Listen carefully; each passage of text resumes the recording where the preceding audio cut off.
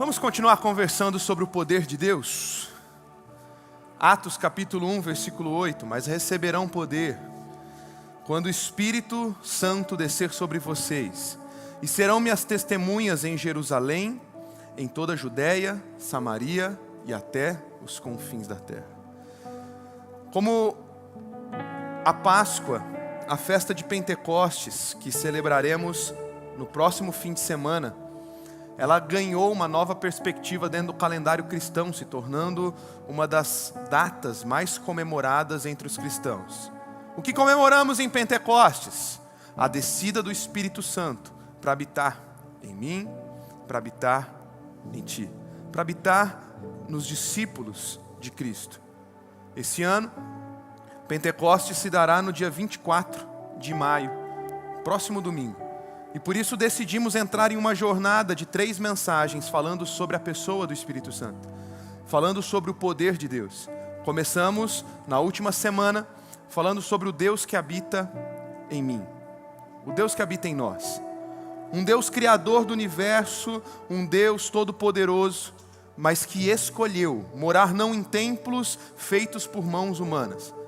Decidiu habitar dentro de todo aquele que decidiu se tornar filho por meio da adoção de Cristo, por meio do sacrifício de Cristo na cruz e da sua vitória sobre a morte.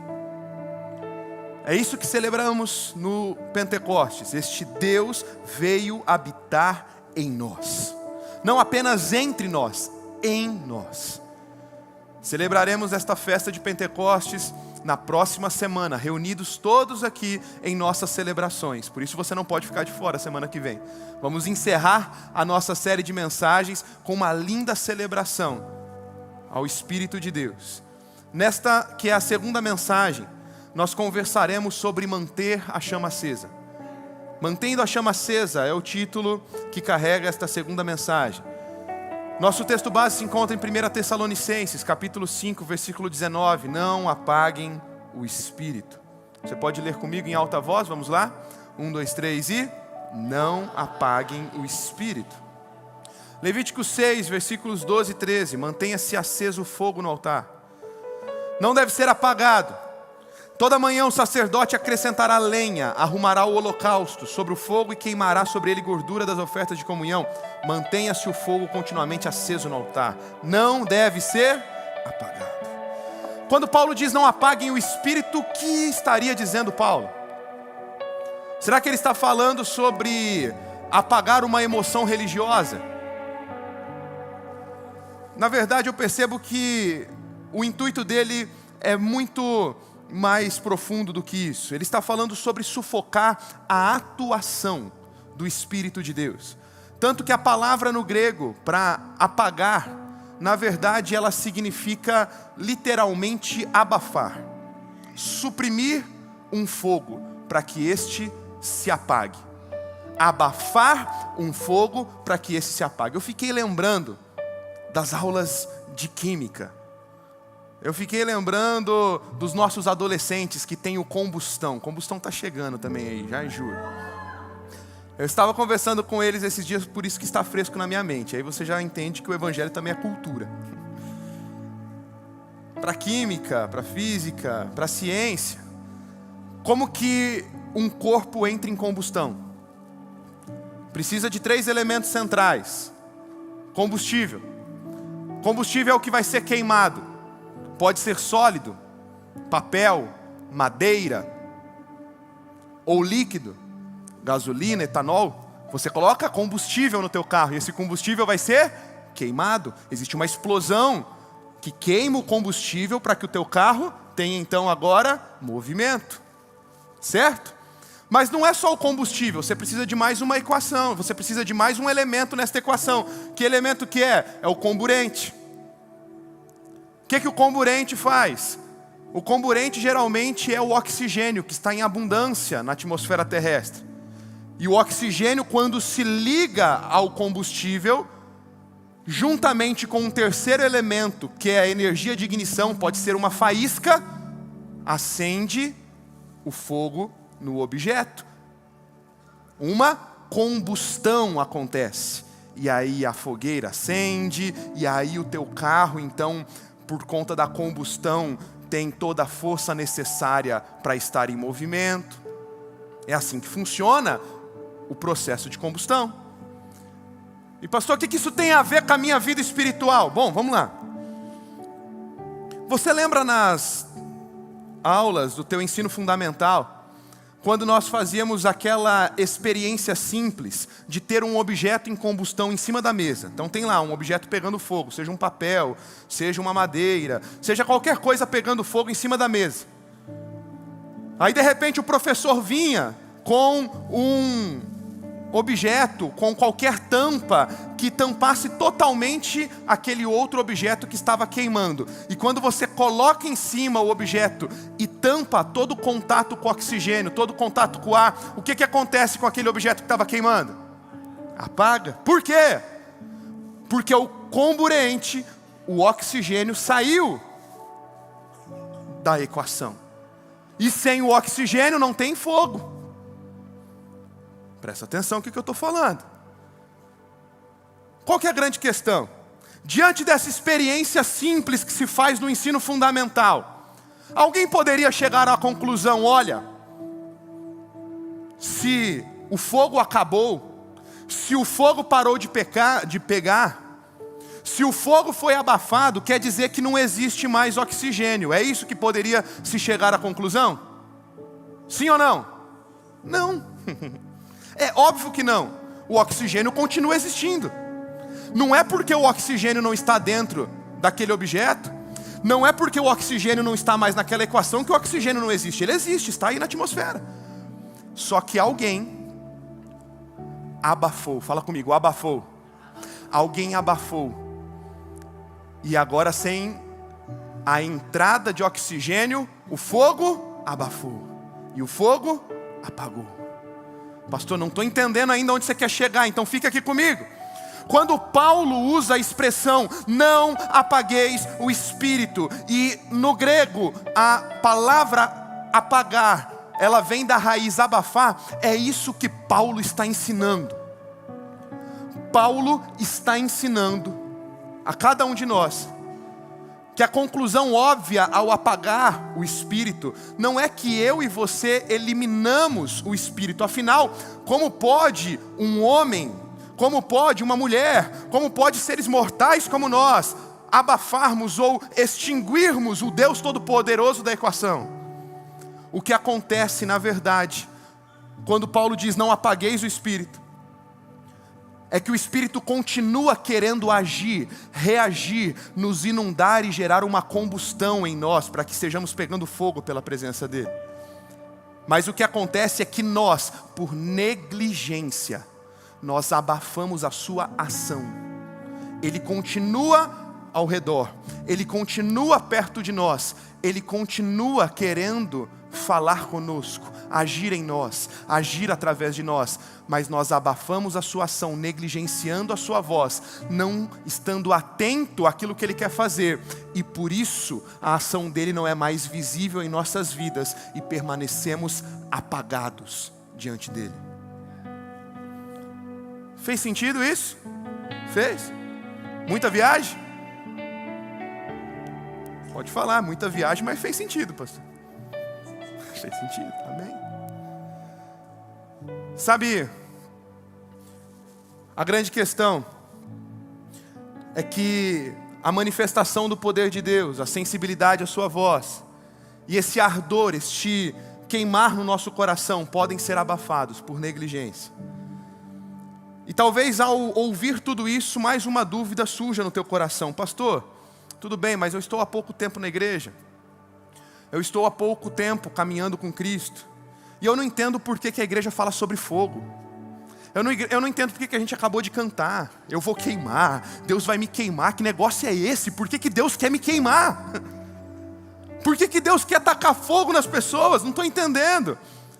Seria isso algo de juízo? Seria isso algo pejorativo? Seria isso talvez uma penitência que Deus quer que eu sofra? Não.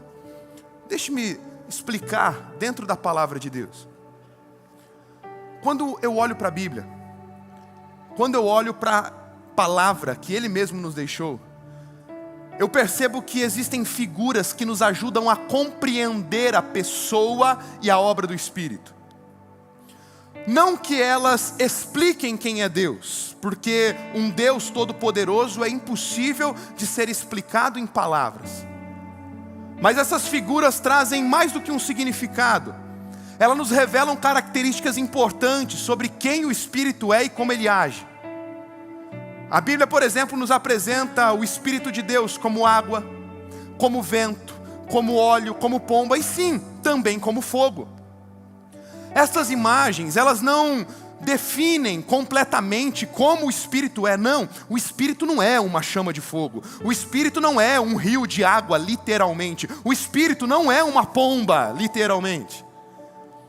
É porque o Senhor Deus, ansiando um relacionamento conosco, e sabendo que dentro da nossa intelectualidade, dentro do nosso entendimento limitado, é impossível conhecê-lo, Ele escolhe se apresentar na sua palavra com algumas características visuais que nós entendemos mais facilmente.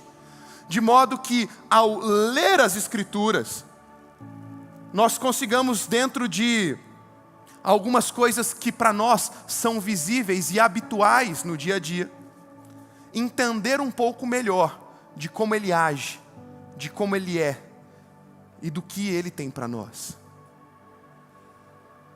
Quando a Bíblia nos apresenta Ele com cada uma das características, como cada uma destas figuras, cada uma delas aponta para um atributo dEle, para uma característica desse Deus. E o fogo, geralmente, na palavra de Deus, ele é usado para descrever o Senhor quanto à sua presença manifesta. O fogo é utilizado na Bíblia para descrever a presença manifesta de Deus. Pastor, hoje está dia de tirar as dúvidas mesmo, porque também, me perdoe, estou vindo pouco tempo na igreja. Você já me explicou aí a questão do apagar, você já me explicou a questão do fogo, mas esse negócio de presença eu ouço bastante também aí. Presença, vem Deus com a tua presença, presença manifesta de Deus. Mas Deus não é onipresente? Deus não está em todos os lugares? Por que presença manifesta de Deus? Bom, vamos lá, vamos explicar isso também de forma prática. A teologia enxerga e entende dentro dos aspectos e características do nosso Deus a palavra transcendente e imanente. Parecem difíceis, mas eu vou te explicar facilmente. Quando a Bíblia fala sobre este Deus transcendente, quando a teologia explica e estuda um Deus transcendente, ela está falando sobre o Deus criador de todos os céus e toda a terra. Esse Deus onipresente que está em todos os lugares. Os seus olhos estão percorrendo toda a terra. Ele é grandioso em poder e glória e parece sim inacessível a todos nós. Mas a Bíblia também nos apresenta não um outro Deus, mas no mesmo Deus, a característica da imanência. Pastor, o que é imanência? É o Deus de perto. É o Deus relacional. É o Deus que, mesmo sendo tão grande, Ele desceu até a terra, se fez carne, se fez homem, morreu e ressuscitou em nosso lugar, para que tivéssemos livre acesso à sua presença e pudéssemos conversar face a face com Ele. E quer que eu te conte algo? A Bíblia nos apresenta muito mais sobre a imanência de Deus do que sobre a sua transcendência, porque Deus nos criou para um relacionamento com Ele. Deus nos criou para estarmos perto e não longe. E isso é incrível. É como quando você está em casa, pai, seu filho pediu um tempo contigo, e aí você decidiu ficar. Mas a tua cabeça está esgotada. Você está cheio de coisas para fazer, cheio de boletos para pagar, cheio de mensagens para responder. E o teu filho fala, pai, fica comigo. E você diz, eu estou aqui. Tua esposa fala, amor, me ajude aqui, fale comigo, passe um tempo comigo. E você, eu estou aqui. E você está só de corpo presente, mas o teu coração não está lá. Quando eu coloco esta mesma ilustração agora, aplicada à imanência de Deus e à transcendência de Deus, eu só faço esta mesma aplicação agora de uma maneira inversa. Porque agora o problema não está no pai, o problema está nos filhos. O pai está aqui. Mesmo sendo este Deus transcendente, mesmo sendo este Deus que está com os olhos sobre toda a terra, mesmo sendo este Deus tão grandioso, Ele escolheu vir aqui para se relacionar conosco. O problema é que muitas vezes ignoramos Ele.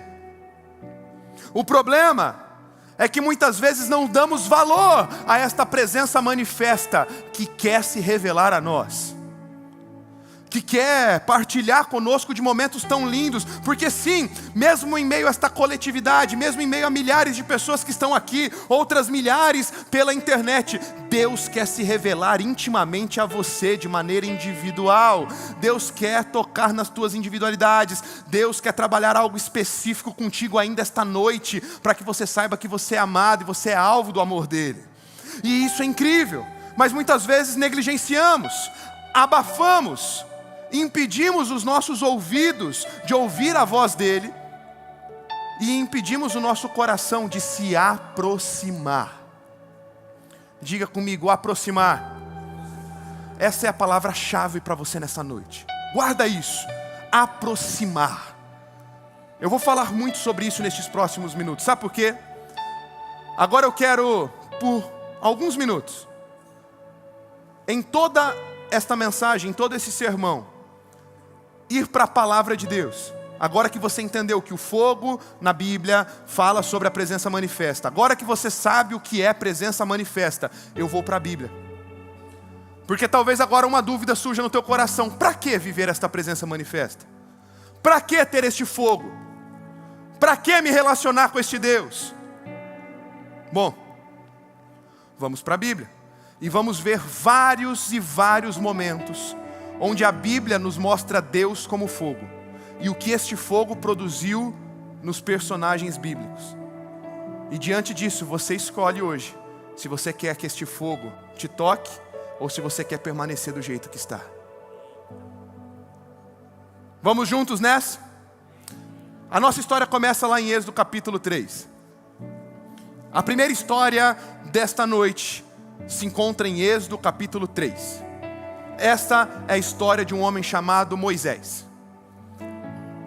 Moisés, ele mesmo sendo criado dentro de uma cultura totalmente diferente, uma cultura totalmente oposta à cultura do povo de Deus, ele foi criado dentro do Egito, como se fosse um príncipe, como se fosse filho da princesa.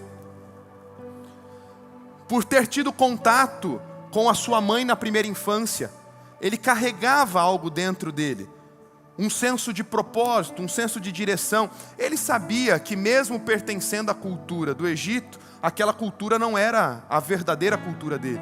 Ele sabia que pertencia ao povo da aliança, ao povo de Deus. Um dia, tomado por uma indignação ao ver o seu povo sofrendo nas mãos dos egípcios, ele mete os pés pelas mãos e ele mata um egípcio, e por isso ele precisa sair fugido.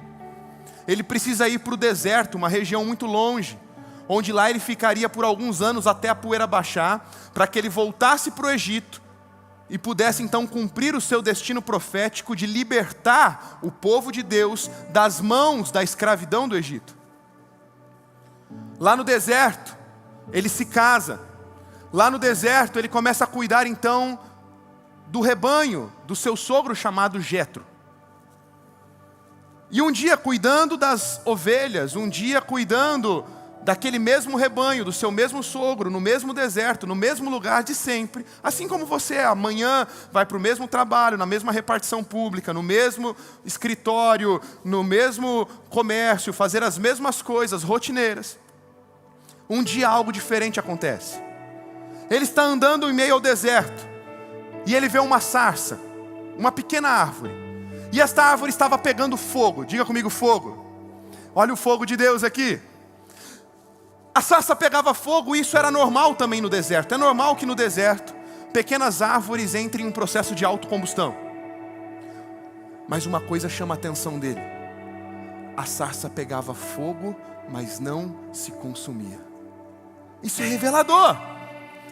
Porque ao perceber o que está acontecendo, ao perceber que tem algo diferente, Moisés diz algo que muda a história dele. Ele diz: vou me aproximar.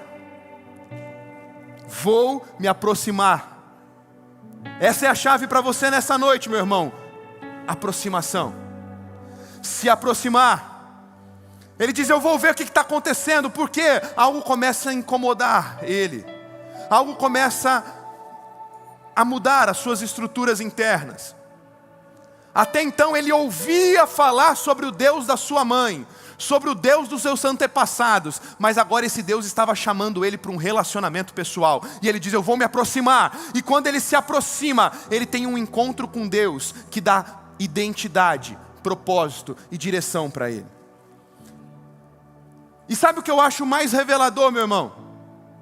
Que a primeira vez que este fogo de Deus é citado então aqui nesta narrativa bíblica, em Êxodo capítulo 3, versículo 2.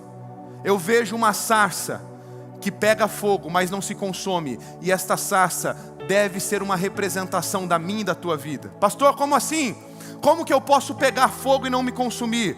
O que esta representação está mostrando é o que acontece quando alguém entrega os seus caminhos ao Senhor e decide ser incendiado pelo fogo do Espírito. Quando você decide ser incendiado pelo fogo do Espírito, ele não te consome por completo. A grande verdade é que ele consome tudo aquilo que não presta em você, tudo que é palha, tudo que não serve, tudo que precisa ser lançado fora, vai embora. Mas por que a sarça não se consome? Porque aquilo que Deus criou em sua beleza, aquilo que Deus formou dentro da tua personalidade, aquilo que Deus te deu como propósito, isso não precisa ser perdido. O que Deus estava ensinando a Moisés é: a partir de agora, você não precisa mais se comparar com ninguém. Moisés se sentia inferior, Moisés se sentia incapaz, Moisés se sentia incompleto. O que Deus está falando para ele é: ei, você é completo em mim, porque o meu fogo que vai te possuir, o meu fogo que vai te queimar, ele vai sim eliminar tudo que não presta, mas aquilo que eu coloquei dentro de você continuará queimando até o fim, sem se consumir. Aquilo que eu coloquei em você vai te dar propósito, vai te dar direção. Então você sabe que você é único, que você é especial, que você foi criado com um propósito eterno e único diante dele. E aquilo consome Moisés, e ele agora para de se comparar, ele toma coragem diante das instruções de Deus, ele assume o seu papel de libertador e ele volta para o Egito. Ele volta para o Egito, mas com outra postura. Ele volta para o Egito para libertar o povo.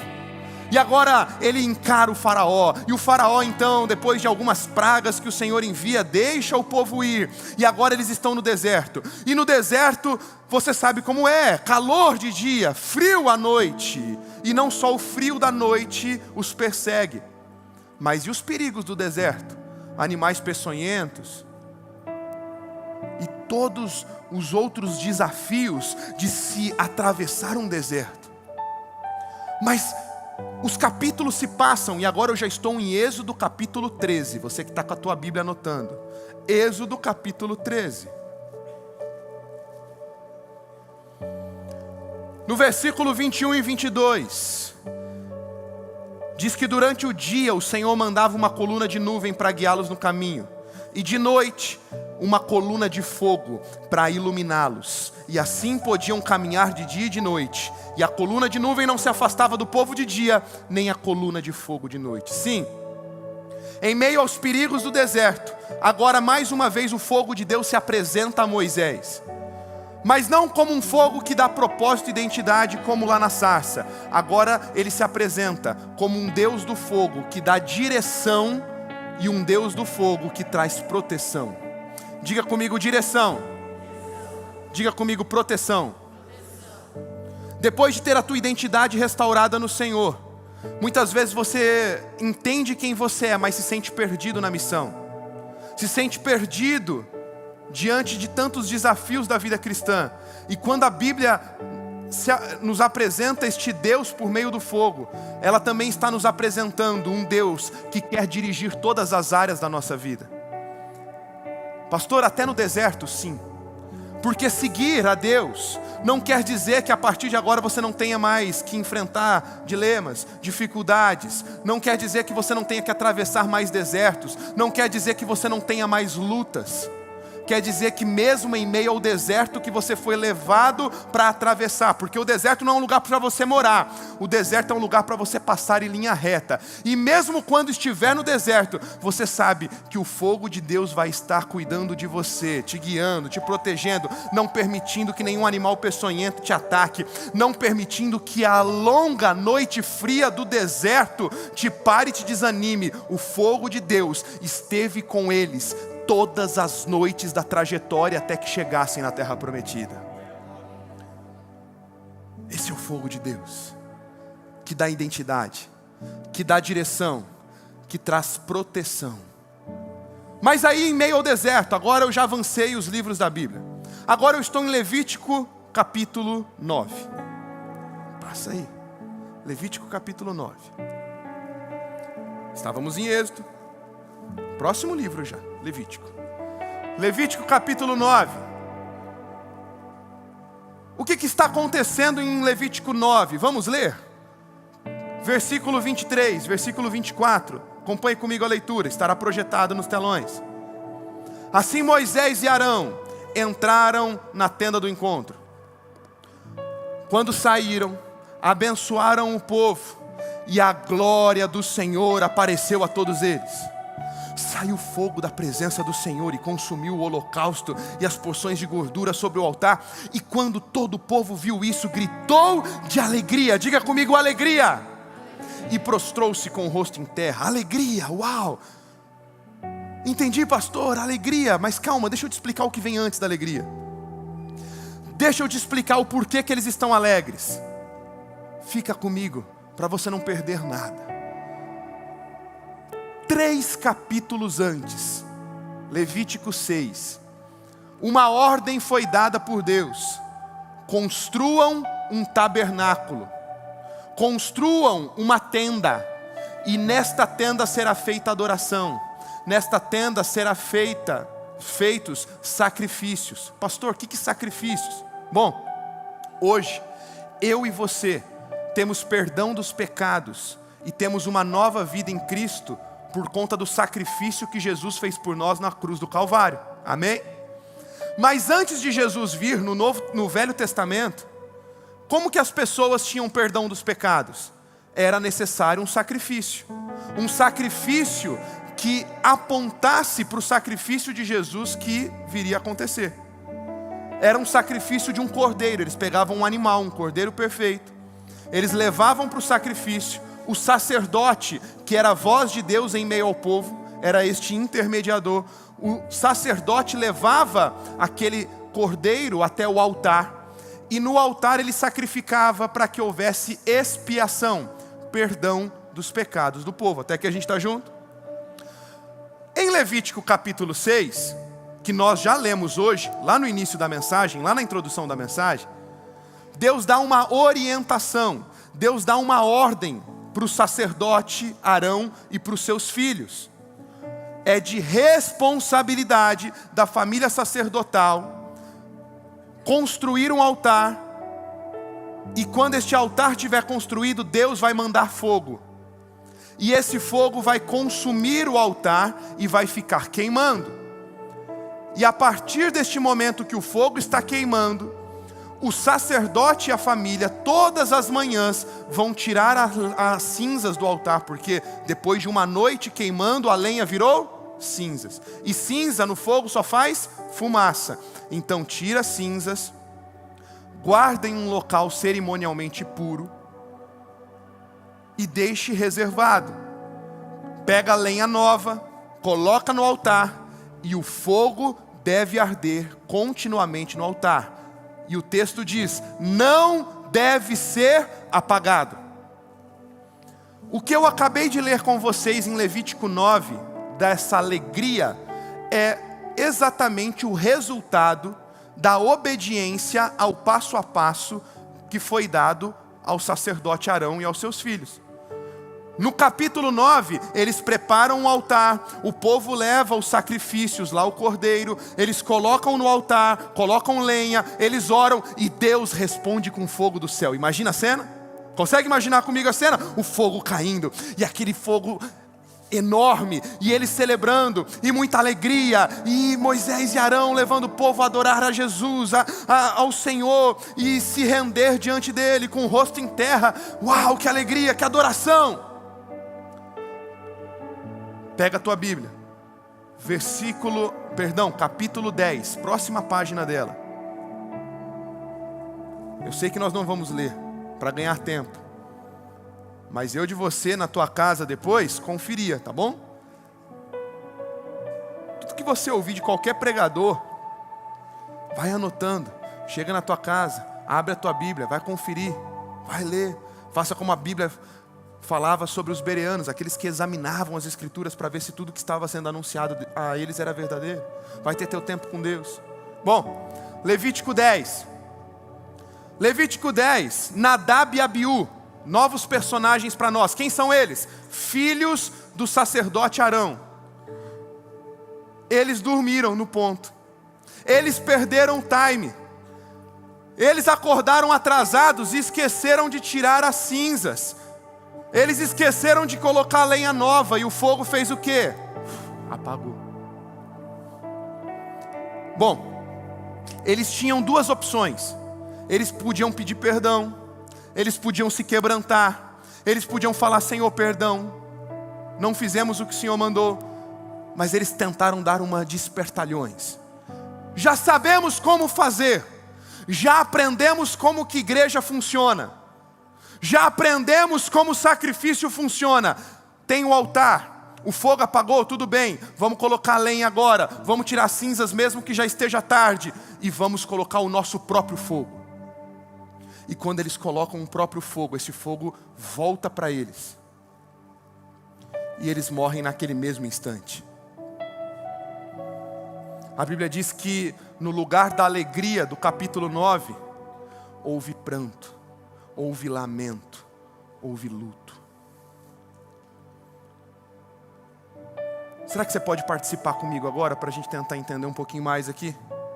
Me respondam. No capítulo 9, havia altar? Havia altar de sacrifício no capítulo 9, sim ou não? No capítulo 10 havia altar, sim ou não? No capítulo 9 havia lenha. E no 10? Havia fogo no 9? Havia fogo no 10? Sim. Havia fogo nos dois. Um era fogo da presença de Deus, outro era o fogo que o próprio Nadab e Abiú colocaram. Eu te pergunto, se tudo que tinha no checklist do 9 tinha no checklist do 10, por que que o 9 termina com alegria e o 10 termina com luto? O fogo da presença. Olha aqui para mim, isso aqui é sério. Nós podemos na caminhada correr o risco de cantar como se fôssemos uma igreja, de pregar como se fôssemos uma igreja, de termos um telão bonito, cadeiras boas e toda a estrutura de uma igreja, ter sabor de igreja, mas deixarmos de ser igreja porque deixamos a presença de Deus de lado da equação.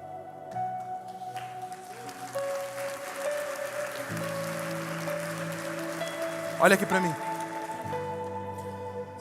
Eu falo isso com muito temor. Que o Senhor nos livre de sermos igreja sem a presença manifesta dEle. Em Apocalipse capítulo 3, Jesus está dizendo a uma igreja: eis que estou à porta e bato. Se alguém abrir, eu entrarei, cearei com ele e ele comigo. A gente usa esse texto para evangelizar, não usa? Apocalipse 3:20. E se eu te disser que esse texto foi escrito para uma igreja? É possível parecer uma igreja, mas com Jesus na porta para fora. Eu creio em boa gestão. Esta igreja faz boa gestão. Eu creio em boa administração dos recursos. Esta igreja também faz. Eu creio em excelência que honra os céus e abençoa as pessoas. É gostoso demais vir nesta casa, ser bem recebido desde a entrada, ter uma cadeira maravilhosa para sentar, ar-condicionado, telão, uma banda tão maravilhosa como o AC Music, tanto conforto e tanta estrutura. Isso é maravilhoso, só que a estrutura nunca pode substituir a essência. A minha oração é: Senhor, nunca permita que o coração desta casa substitua a tua presença manifesta por qualquer outro artifício, por qualquer outra coisa, senão a tua presença. O problema é que quando nós substituímos a presença pelo formato, pelo método, pelas nossas conquistas e nossa força, nós colocamos o Espírito de Deus numa caixinha, como se ele só operasse de um jeito. Porque quando eu me converti, eu estava ouvindo tal música. Quando eu entreguei a minha vida a Jesus, a igreja cantava músicas maravilhosas, e hoje já não canta mais tais músicas. Então, eu sinto falta daquela época, eu sinto falta desta presença. Meu irmão, a gente começa a pensar como se Deus só agisse dentro do nosso gosto e da nossa forma de fazer adoração, fazer igreja. Aí começam brigas na internet. Porque eu gosto da parede preta, eu gosto da parede branca, eu gosto do hino da harpa, eu gosto do corinho de fogo e eu gosto do worship. Porque eu gosto da pregação expositiva, eu gosto da pregação temática, eu gosto daquela lá. Eu gosto do pastor tal, eu gosto do pastor X, Y, Z. E aí a gente começa a colocar um monte de protocolos para que a presença de Deus nos inunde. Aí vamos até para o nosso lugar secreto e começamos a fazer uma série de rituais, como se Deus só fosse vir em determinada oportunidade, ocasião, se fizermos exatamente os nossos rituais diários. E não! Quando estamos sensíveis à presença de Deus, Deus pode nos tocar nos grandes ajuntamentos, Deus pode tocar no nosso tempo a sós com Ele.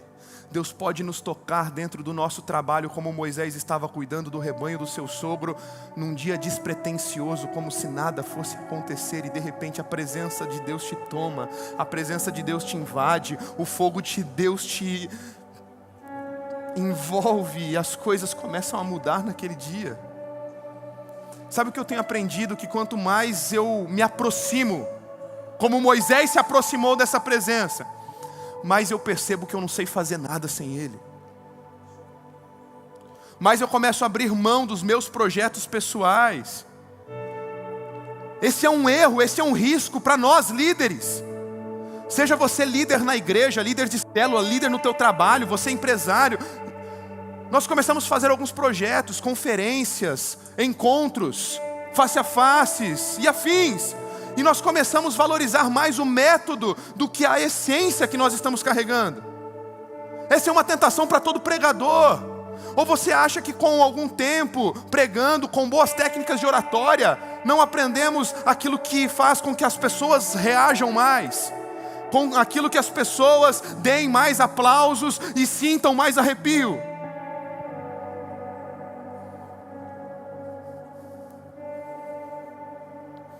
Todas as vezes que eu subo aqui, eu subo com temor diante de Deus, dizendo: Senhor, não é sobre aplausos, não é sobre as pessoas emocionadas, não é sobre o que vai massagear o ego e deixar o coração das pessoas quentinho e realizados e satisfeitos. É sobre a Tua presença manifesta nesse lugar que nós estamos, é o que nós estamos fazendo, e é isso que nós estamos ansiando e procurando.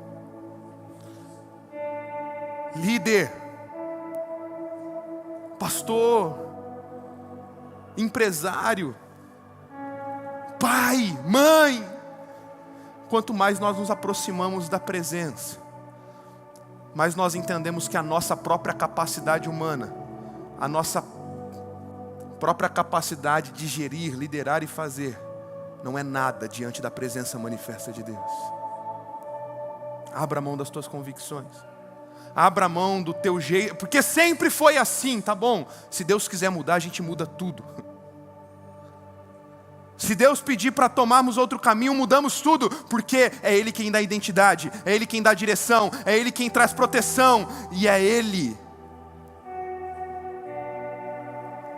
quem diz, como o propósito se parece. É Ele quem diz como a presença manifesta se parece. E é Ele quem diz o que é necessário em cada oportunidade para vivermos e desfrutarmos desta presença e deste fogo.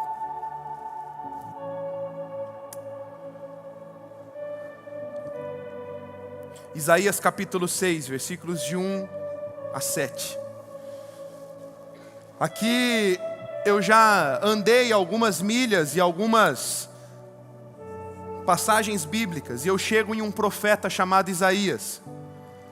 Ele diz que no ano que o rei Uzias morreu, ele viu o Senhor assentado num trono alto e exaltado, e a aba das suas vestes enchia o templo. Versículo 5: então gritei: ai de mim, estou perdido, pois sou um homem de lábios impuros, e vivo no meio de um povo de lábios impuros, e os meus olhos viram o rei, o Senhor dos exércitos. Logo um serafim voou até mim, trazendo do Senhor dos exércitos uma brasa viva, que havia tirado do altar como uma tenaz, e com ela tocou a minha boca e disse: veja, isso tocou os seus lábios, e por isso a sua culpa será removida, o seu pecado perdoado. Agora eu já estou no final do Antigo Testamento, e o mesmo fogo que deu direção para Moisés, o mesmo fogo que deu identidade para Moisés, o mesmo fogo que deu proteção para Moisés, o mesmo fogo que ensinou o sacerdote Arão sobre valorizar a presença, agora ele está tocando um profeta chamado Isaías, e ensinando a Isaías que antes deste fogo dar poder, este fogo quer nos levar a um estado de pureza. Se a pergunta-chave para nós é o que acontece quando eu me aproximo, se a pergunta-chave para nós é por que eu preciso desse fogo, é porque esse fogo quer nos levar à pureza. Pureza, santidade não é perfeição, mas é separação para uso exclusivo de Deus. Eu não estou te falando que a partir deste fogo, eu não estou falando que a partir desta presença manifesta, tudo vai dar certo e você nunca mais vai errar. Mas haverá um despertar e haverá uma consciência no teu coração, como Isaías foi tomado, de que somos impuros e precisamos de algo que vá além da nossa justificação própria. Precisamos do perdão, precisamos do toque, precisamos da pureza do Senhor nos invadindo todos os dias da nossa jornada e da nossa caminhada cristã.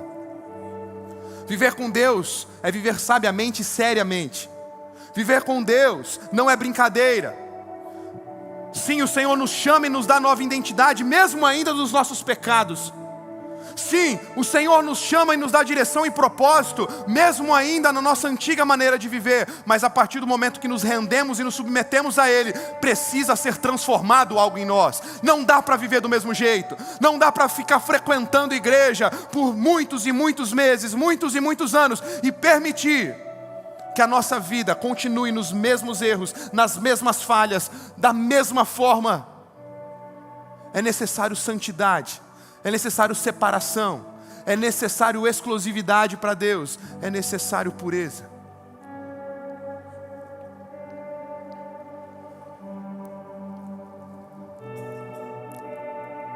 Eu quero caminhar para o final, usando 2 exemplos de fogo agora no Novo Testamento. Após encerrar este registro de fogo de Deus nos profetas do Antigo Testamento, agora eu estou em Mateus capítulo 3, versículo 11. Eu estou no primeiro livro do Novo Testamento.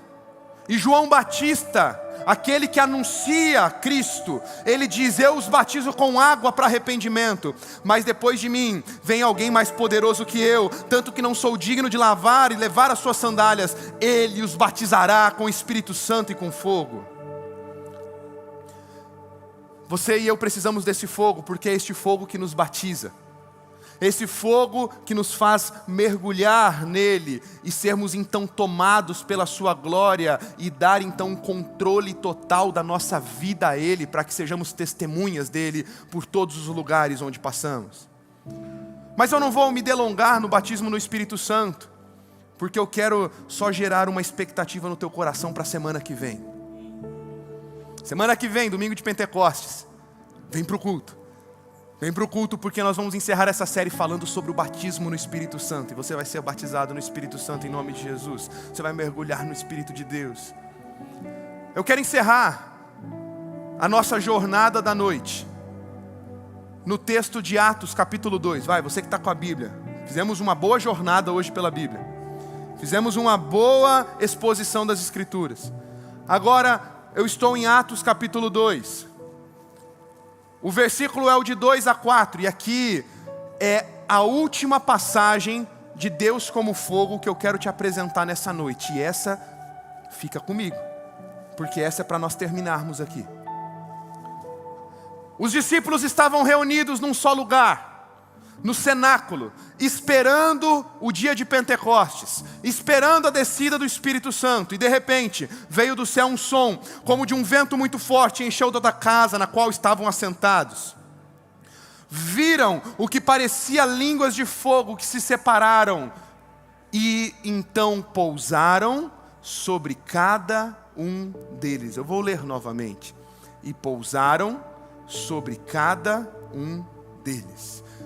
Pergunta: onde este fogo, onde estas línguas de fogo pousaram?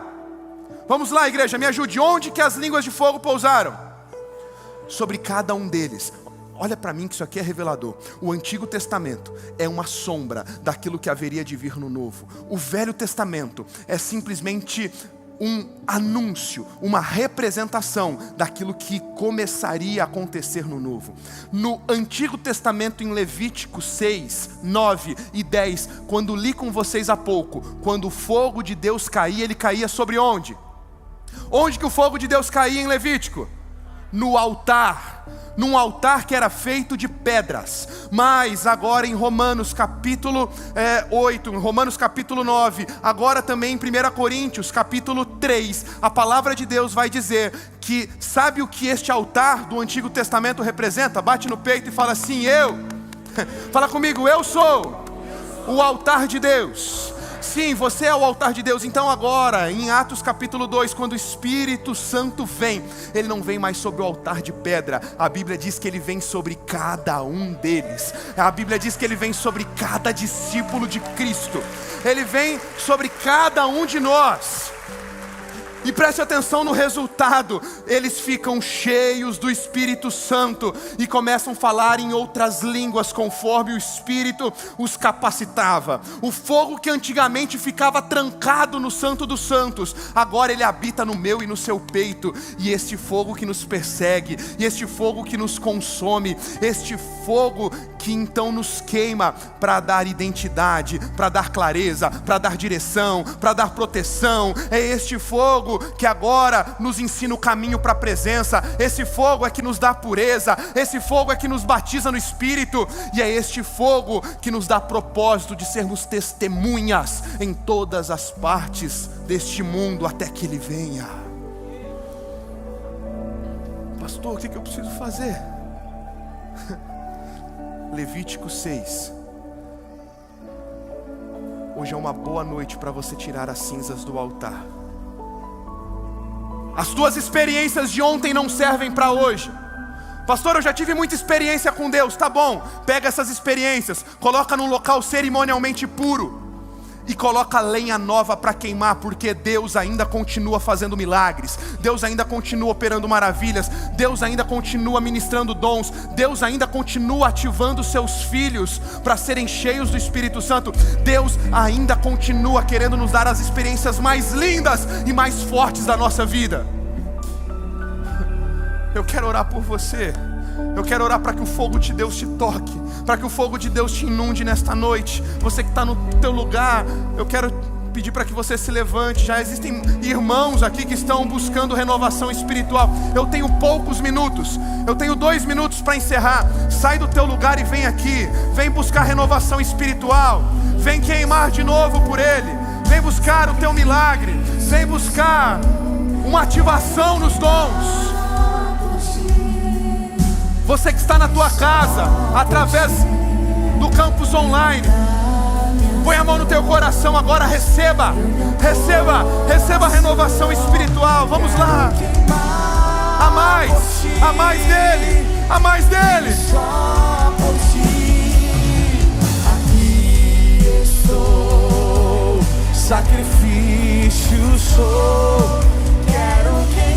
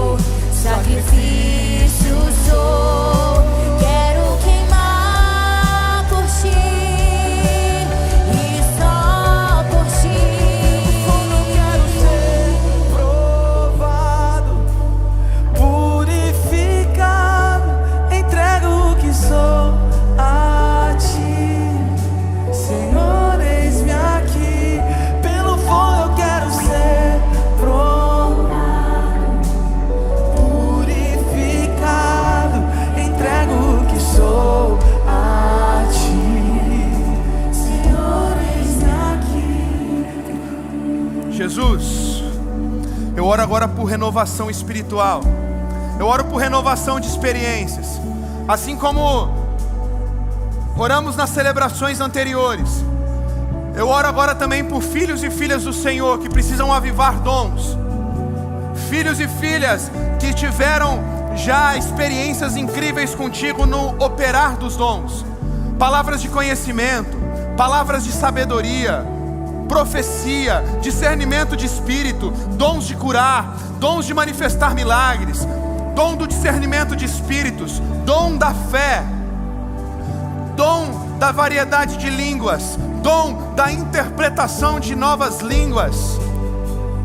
Muitos dos teus filhos já se moveram nos dons por várias vezes, mas quem sabe já há meses, talvez há anos, não se movem mais nos dons. Eu oro agora, usando as mesmas palavras de Paulo ao seu filho na fé: reaviva o dom que há em ti, reaviva o dom que há em ti, volte a queimar, volte a queimar, volte a queimar, volte a queimar, volte a queimar. Vem, Jesus, dê novas experiências, experiências de oração, experiências de busca, experiências de renovo, experiências contigo.